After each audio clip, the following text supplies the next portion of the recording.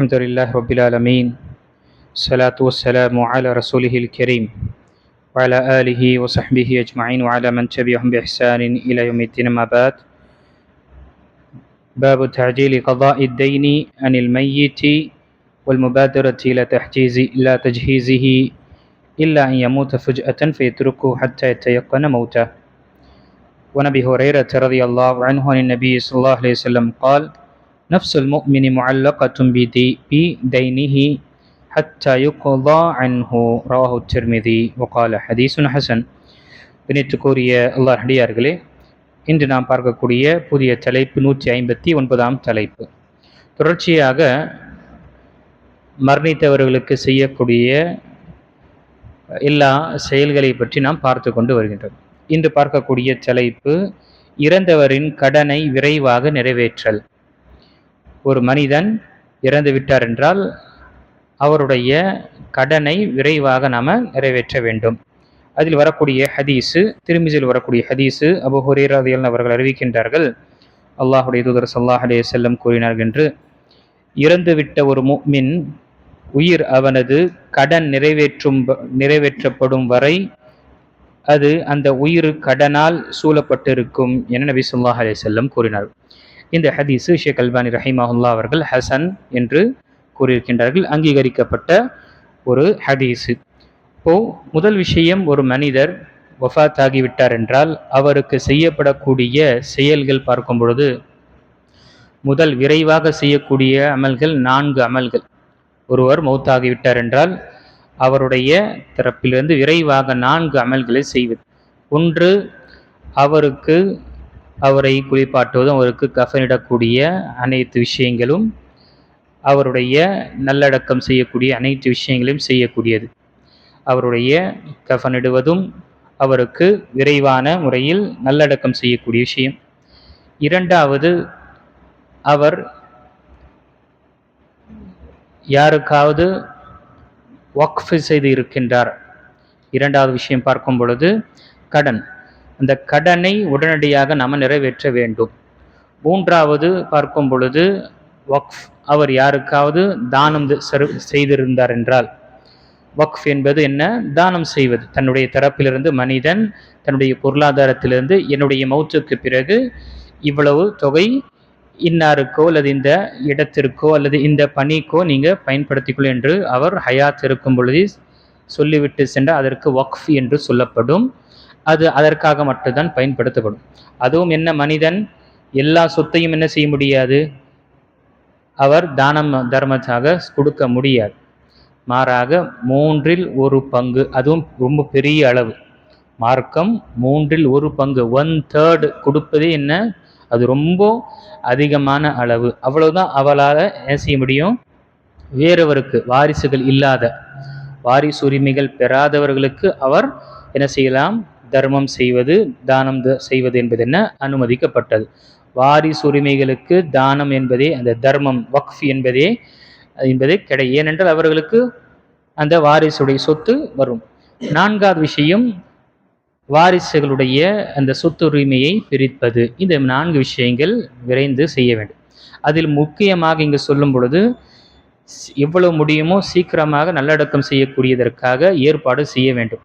இதற்கு முன்னால் விரைவாக நாம் பார்த்தோம், எந்த ஒரு காரணமின்றி அதை நீண்ட நேரம் மையத்தை வீட்டில் வைப்பது என்பது என்ன, இது சரியான ஒரு நிலை கிடையாது. ஆம், வஃபாத்தானாரா இல்லையா என்ற அறிந்து கொள்வதற்காக, அதை கன்ஃபார்ம் செய்வதற்காக என்ன செய்யலாம், அதை நாம் காத்துக்கொள்வது என்ன குற்றமில்லை. அதனால்தான் இமாம் அன்னவி ரஹிமஹுல்லாஹ் தலைப்பை அமைக்கும் பொழுது, இல்லா யமூத ஃபுஜஅத்தன் ஃபயத்ருகு, திடீர் என்று மரணித்து விட்டார் என்றால், அவர் மரணித்து விட்டாரா இல்லை என்று தெரியவில்லை என்றால் அது உறுதியாகும் வரை அவரை வைப்பது என்ன தவறு கிடையாது. அதே போல ஜுமாவுடைய காலையில் வஃபாத்தானார், வஹர் வரை பெரும் அளவு மக்கள் கூடுவாங்க, அவருடைய ஜனாசாவில் கலந்து கொள்ளக்கூடிய வாய்ப்பு, அவருக்கு துவா செய்யக்கூடிய வாய்ப்பு ஏற்படும் என்ற காரணத்தினால ஜுமாவுடைய தொழுகை வரை என்ன செய்யலாம், தாமதப்படுத்துவது, இது அனுமதிக்கப்பட்டது. ஆனால் காலையில் ஒருவர் வஃபாத்தாரார், இரவு வரை அதை வைத்து கொண்டிருப்பதனால அவருடைய விஷயத்திலும் நாம் சிரமத்தை ஏற்படுத்துகின்றோம், வந்து அவருடைய ஜனாசாவில் கலந்து கொண்டு தொழுகை முடித்துவிட்டு திரும்ப தன்னுடைய வீட்டிற்கு செல்லும் கூடியவர்களுக்கும் சிரமமாக இருக்கும். அந்த வீட்டார்களுக்கும் என்ன வைத்து கொண்டு சில சிரமமான நிலை ஏற்படும். இது முன்கூட்டி நாம் பார்த்தோம். இந்த அமர்வில் அன்புக்குள்ளே கடனுடைய விஷயங்கள் ரொம்ப ரொம்ப நாம் கவனமாக இருக்க வேண்டியது, அலட்சியமானது கிடையாது. ஒரே ஒரு தீனாராக இருந்தாலும் அந்த கடன் தான். நபி ஸல்லல்லாஹு அலைஹி வஸல்லம் காலத்தில் ஒரு வாட்டி ஒரு சஹாபிக்கு நபி ஸல்லல்லாஹு அலைஹி வஸல்லம் தொழ வைக்க முன்னே வரும் பொழுது அவருடைய திடீரென்று கேட்டு, இவர் மீது கடன் ஏதாவது இருக்கா? இப்போ அல்லாஹ்வுடைய தூதரே, கடன் இருக்குது. எவ்வளோ கடன் இருக்குது? நாம் யோசிச்சிருப்போம், ஒரு 10 லட்சம் 20 லட்சம் இருக்கும். 2 தீனார் 2 பொற்காசுகள் இருந்தது. நபி ஸல்லல்லாஹு அலைஹி வஸல்லம் சொன்னாங்க, இந்த கடனை யாராவது நிறைவேற்றுவீங்களா? இல்லைன்னா நீங்கள் தொழுது கொள்ளுங்க. இப்போ உடனே ஒரு சஹாபி, அல்லாஹ்வுடைய தூதரே, இது என் மீது பொறுப்பாக இருக்குது, நீங்கள் நிறைவேற்றுவீங்களா? நான் நிறைவேற்றுவேன். அப்படி என்றால் சரி என்று நபி ஸல்லல்லாஹு அலைஹி வஸல்லம் தொழுக வைத்தாங்க. யோசிச்சு பாருங்கள், 2 தீனார் பார்க்கும் பொழுது அல்லாஹ் அக்பர், எவ்வளோ பெரிய ஒரு விஷயம். இப்போ இங்கு நாம் இந்த விஷயத்தை நினைவு கொள்ள வேண்டும். நம்முடைய சமகாலத்தில் பார்க்கும் பொழுது ஒரு தீனார் அளவு கிட்டத்தட்ட 4.5 கிராம் தங்கம். இப்போது கிட்டத்தட்ட ஒரு 9 கிராம் தங்கம் இருக்கக்கூடிய அந்த கடன் இருந்தது. அதற்கு நபி ஸல்லல்லாஹு அலைஹி வஸல்லம் நீங்கள் தொழுகு வைத்துக் கொள்ளுங்க என்று சொன்னார்கள். யோசிச்சு பாருங்கள், இங்கு வாழக்கூடிய மக்கள், குறிப்பாக முஸ்லீமாக இருக்க, எந்த ஒரு என்ன சொல்கிறது, தயக்கம் இல்லாமல் கடனை, லட்சக்கணக்கான கோடிக்கணக்கான கடனை வாங்கி ஆடம்பரமான வாழ்க்கையை வாழ்ந்துவிட்டு இப்படியே சென்று விடுகின்றார்கள். மறுமையில் எதுவரை அவருடைய கடனை நிறைவேற்றப்பட மாட்டாதோ அதுவரை அவருடைய சிரமத்திலே இருப்பார். அதற்குரிய தண்டனை அவர் பெற்றுக்கொண்டே இருப்பார். யோசிச்சு பாருங்க, நபி ஸல்லல்லாஹு அலைஹி வஸல்லம் 2 தீனார் கொடுக்கவில்லை என்ற கடன் இருந்ததுக்காக தொழ வைக்கவில்லை என்றால் யோசிச்சு பாருங்க, எவ்வளோ பெரிய ஒரு விஷயமாக இருக்கின்றது. ஆக கடன் என்பது சாதாரண விஷயம் கிடையாது. மனிதன் எவ்வளவு அமல் செய்யட்டும், அவர் ஜிஹாதில் கலந்து கொண்டாலும் சரி, அதே ஜிஹாதில் அவர் தன்னுடைய உயிரை மாய்த்தாலும் சரி, ஷஹீதானாலும் சரி, கடனுடைய விஷயங்கள் மறுமையில் அவரிடம் அதற்கு அந்த விஷயத்தினால் அவர் வேதனை செய்யப்படுவார்.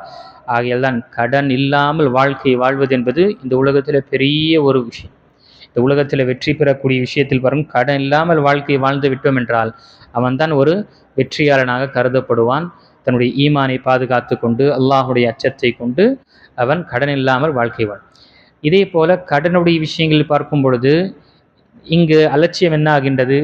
ஒரு மனிதர் வஃபாத்தானார் என்றால் அவரிடம் கடன் இருக்கா என்று எல்லாம் பார்ப்பது கிடையாது. முதல் அந்த வாரிசுகள் என்ன செய்கின்றாங்க? உங்களுடைய குழந்தைகள், உங்களுடைய மக்கள் என்ன செய்யணும்? முதல் விஷயம், அடக்கம் செஞ்சு வந்தவொடனே சொத்தை தான் பிரிக்கிறாங்க. ஏன்? கடனாளி நின்றுவானேன்னு சொல்லிட்டு எவ்வளோ முடியுமோ விரைவாக சொத்தை பிரிச்சுட்டு அதுக்கு பிறகு காசு இல்லைங்க என்ற நிலை ஏற்படுது.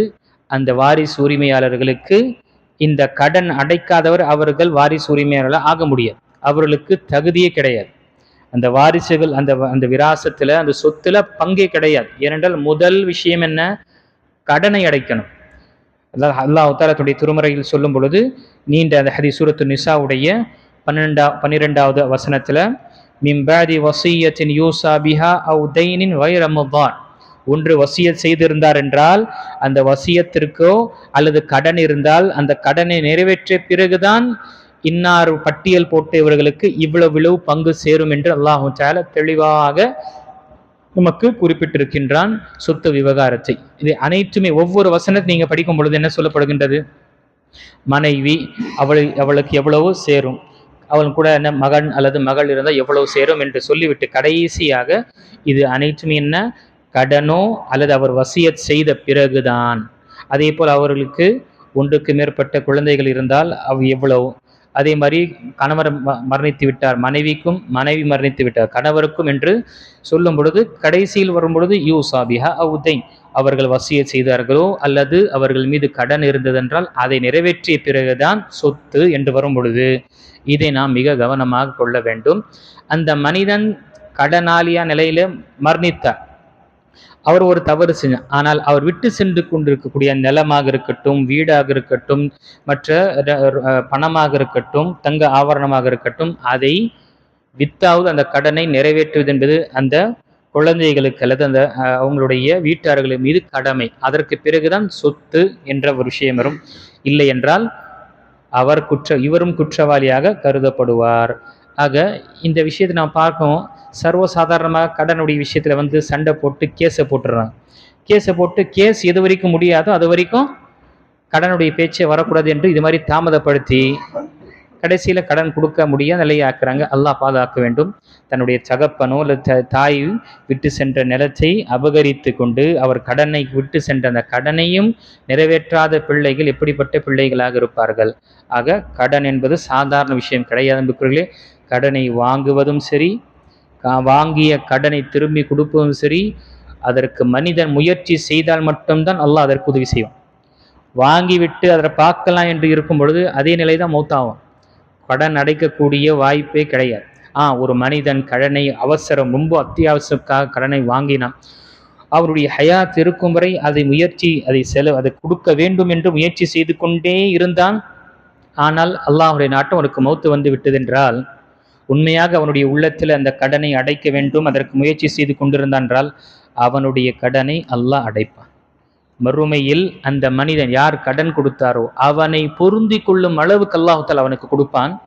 பிறகு அல்லாஹால இந்த மனிதனை மன்னிப்பான். யாருக்கு இது?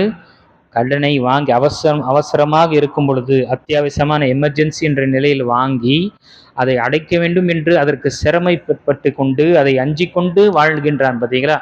அப்படிப்பட்டவருக்கு அல்லாஹு தஆலா அவன் தரப்பிலிருந்து இவருக்கு என்ன பொருந்தி கொள்ளும் அளவுக்கு அல்லாஹு தஆலா அவர்கள் மீது என்ன அருள் புரிவான், அவருக்கு கொடுப்பான். ஆக கடன் என்பது சாதாரண விஷயம் கிடையாது நண்பர்களே.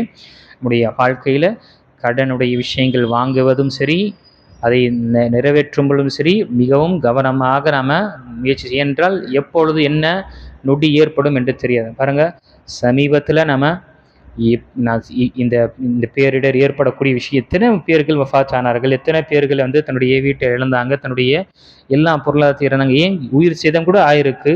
நினைச்சு கூட பார்க்கல இது மாதிரி எல்லாம் ஏற்படும் என்று. ஆக ஒரு நொடி என்ன ஆகும் என்று அல்லாஹை தவிர வேறு யாரும் அறியக்கூடியவன் கிடையாது.